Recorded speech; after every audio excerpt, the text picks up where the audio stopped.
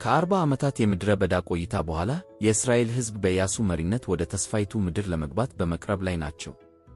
ነገር ግን ታላቅ እንቅፋት በመንገዳቸው ላይ ነበር። እርሱም በረጃጅም አጥሮች የታጠረው የኢያሪኮ ከተማ ነበር። የከተማው አጥር በጣም ጠንካራ እና ረጃጅም ሲሆን የትኛውም ጦር ቢሆን በቀላሉ አጥሩን አልፎ ሊያሸንፋቸው አይችልም። እስራኤላውያን እንዴት አድርገው ኢያሪኮን እንደሚያሸንፉ እግዚአብሔር ልዩ ዕቅድ ነበረው።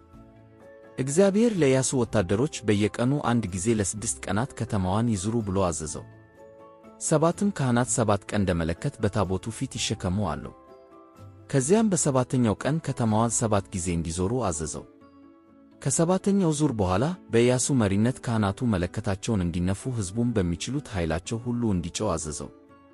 ልክ ሰባተኛውን እንደዞሩ ካህናቱም ቀንደ መለከቱን ይንፉ። ቀንደ መለከቱም ባለማቋረጥ ሲነፋ የመለከቱንም ድምፅ ስትሰሙ ሕዝቡ ሁሉ ታላቅ ጩኸት ይጭው፣ የከተማይቱም ቅጥር ይወድቃል፣ ሕዝቡም ሁሉ እያንዳንዱ ይገባባታል። ኢያሱና የእስራኤል ሕዝብ እግዚአብሔር እንዳዘዛቸው እንደዚያው አደረጉ። ከመለከቱ ድምፅ በቀር እስራኤላውያን በየቀኑ አንድ ጊዜ ከተማቸውን ሲዞሩ የኢያሪኮ ሕዝብ በትኩረት ይመለከቱ ነበር።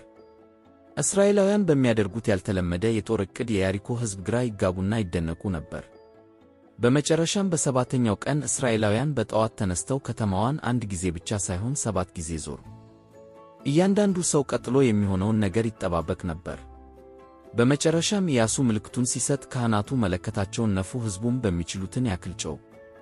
ከዚያም አስደናቂ ነገር ተከሰተ። የኢያሪኮ ቅጥሮች ወደቁ። እግዚአብሔር ቃል እንደገባላቸው እንደዚያው እስራኤላውያን ወደ ከተማዋ ገቡ። ኢያሪኮም የእስራኤላውያን ሆነች።